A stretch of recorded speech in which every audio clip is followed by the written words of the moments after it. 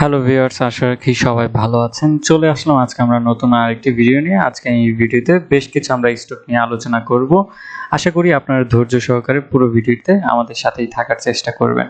আমরা জানি যে শেয়ার বাজার ঝুঁকিপূর্ণ জায়গা, তাই জেনে বুঝে বিনিয়োগ করার চেষ্টা করুন এবং এখানে কোনো ধরনের বাই সেল নির্দেশনা দেওয়া হচ্ছে না। চলুন এবার আমরা মূল পর্বে শুরু করি এবং প্রথমে আমরা যে স্টকটি নিয়ে আসবো সেটি হচ্ছে বিবিএস। এই স্টকটি নিয়ে অনেকের বর্তমানে খুব বেশি আগ্রহ দেখা যাচ্ছে এবং রিসেন্ট তাদের দেখা যাচ্ছিল যে অনেকদিন পর তাদের প্রাইস বেশ ভালো একটা বৃদ্ধি পায়, দ্যাটস ওয়াই। তো এই স্টকটি নিয়ে আমরা বেসিক্যালি কথা বলার চেষ্টা করব। সাময়িক তাদের দেখা যায় যে হঠাৎ করে পাবলিকের হাত থেকে 7.78% আপনার শেয়ার চলে যায় ইনস্টিটিউটের হাতে এবং পাশাপাশি দেখা যায় যে ফরেনের যে হাতে যে 0.08% ছিল সেটাও কমে। তার মানে পাবলিকলি এবং ফরেনের যে হাতে ভালো একটা নাম্বার পার্সেন্টেজ শেয়ার ছিল তার থেকে একটা ভালো পার্সেন্টেজ শেয়ার প্রাতিষ্ঠানিক বিনিয়োগ নিয়েছে। তো এর মানেই না যে এখনই হুট করেই প্রচুর পরিমাণের আপনার এই স্টকটিতে আমরা র্যাপিডলি খুব কুইকলি হয়তো চেঞ্জ দেখব। একটা স্টক বাড়তে গেলেও কিন্তু একটা ভালো একটা সময় লাগে এবং এই স্টকটির সবচেয়ে বড় পজিটিভ দিক হচ্ছে যে অনেক দিন পর তারা একটা প্রফিটের দিকে যায় এবং হচ্ছে যে তাদের কোভিডের সময় দেখা যায় যে বিজনেসটা স্লো ছিল, দ্যাটস ওয়াই হচ্ছে যে এখন অনেক ইন্ডাস্ট্রিয়াল তারা কাজ করছে। বেসিক্যালি এই কোম্পানিটি আপনার তাদের কাজটাই হচ্ছে যে বিল্ডিং সিস্টেমগুলো বানানো। ধরে নেন আপনি একটা ফ্যাক্টরি বানাবেন, সেই ফ্যাক্টরির আসলে কাজগুলো তারা স্পেশালি করে থাকে। তো এই কোম্পানিটির দেখা যায় যে 2021 এবং 22 সালের যে তাদের ইপিএস ঘুরে দাঁড়িয়েছে এবং পার শেয়ার ইপিএস হচ্ছে 1 টাকা 42 পয়সা, যেখানে গত বছর ছিল অনলি 10 পয়সা। তো নিঃসন্দেহেই অনেক ভালো একটা চেঞ্জ এসেছে এবং আমরা চার্টটা একটু বড় আকারে দেখি যদি এই স্টকটির ক্ষেত্রে, তাহলে দেখব যে পিবিএস এর অবস্থান একটু আপনার বিগত কিছু দিনের তুলনায় একটু চেঞ্জেস আমরা দেখতে পাচ্ছি।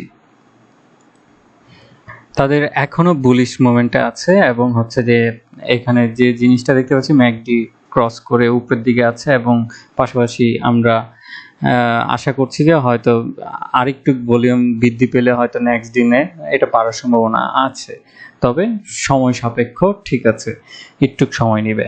এরপরে আমাদেরকে অনেকে বলেছিল যে ওরিয়ন ফার্মাটা আসলে কেমন হবে। ওরিয়ন ফার্মা আমরা যদি ধরি মার্কেটে বর্তমানে আসলে ট্রেডিং দিক থেকে খুব লিডিং পজিশনে আছে এবং স্টকটি আমরা যদি একটু ছন্দটা দেখি যে স্টকটির একটা ধাপে বাড়ছে, আবার একটু কারেকশন হচ্ছে, আবার বাড়ছে, আবার কারেকশন হচ্ছে, আবার বাড়ছে।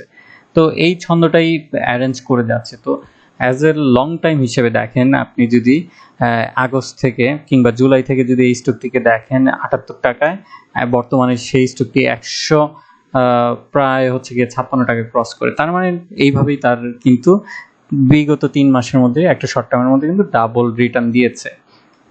তো আমার কাছে মনে হচ্ছে এই স্টকটি এখনো বুলিশ মোমেন্টে আছে এবং হচ্ছে যে ম্যাকডি যেহেতু ক্রস করেনি উপরের দিকে আছে, আমার মনে হয় যে আগামী দিনে ধীরে ধীরে এই স্টকটিও মার্কেটের একটা ইন্ডেক্সের দিক থেকে পজিটিভ রাখবে এবং পাশাপাশি হচ্ছে যে তাদের ট্রেডিং ভলিউমটা ধরে রাখবে। এরপরেই আমাকে বলেছিল যে একমি নিয়ে কিছু বলার জন্য। একমি ল্যাবের যেটি হচ্ছে গিয়ে একমি ল্যাবেরও যদি আপনি ধরেন যে বর্তমানে কি অবস্থানে আছে, এক্স্যাক্টলি জুলাই মাস থেকে এই স্টকটিও ওরিয়ন ফার্মার মতন একটা ছন্দ নিয়ে আছে, কিন্তু রিসেন্ট আমরা 2টা দিনে দেখতে পারি যে নেগেটিভ ক্যান্ডেলসটা তাদের বেশি ছিল এবং হঠাৎ করে তাদের যেদিন প্রচুর পরিমাণে ভলিউম হয় 20 সেপ্টেম্বর, এরপরে হচ্ছে যে হঠাৎ করে ভলিউম আবার কমতে থাকে। তো এটা বেসিক্যালি হচ্ছে যে তাদের প্রাইসটা বেশ বাড়ার কারণে সেল প্রেশারটা চলে আসে। তো এটা আসলে অ্যাকচুয়ালি আমরা আজকে 26 তারিখ 27 তারিখ আসলে মার্কেটের উপরে ডিপেন্ড করবে এবং পাশাপাশি হচ্ছে গিয়ে 28 তারিখেও তাদের কি অবদান আছে মার্কেটে সেটার উপরেও ডিপেন্ড করে হয়তো আমরা দেখতে পাবো। বাট দীর্ঘ মেয়াদে ইজ এ গুড ফান্ডামেন্টাল একটা স্টক, হয়তো আপনাকে ভালো একটা প্রফিট টেক করতে পারবেন। এরপরেই রয়েছে আপনার অনেকে বলছিল যে আরেকটি স্টক নিয়ে কথা বলার জন্য, সেটা হচ্ছে যে ওরিয়ন ইনফিউশন। ওরিয়ন ইনফিউশন নিয়ে আমি আসলে খুব বলতে চাবো না, এটাই বলবো যে অতি উৎসাহ হয়ে অতি আরো আশাবাদী হয়ে নিয়ে প্লিজ অ্যাভয়েড করুন।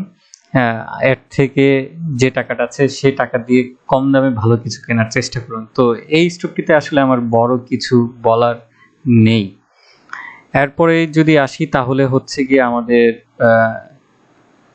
ইএইচএল, ইস্টার্ন হাউজিং লিমিটেড, এই স্টকটি নিয়ে আলোচনা করব।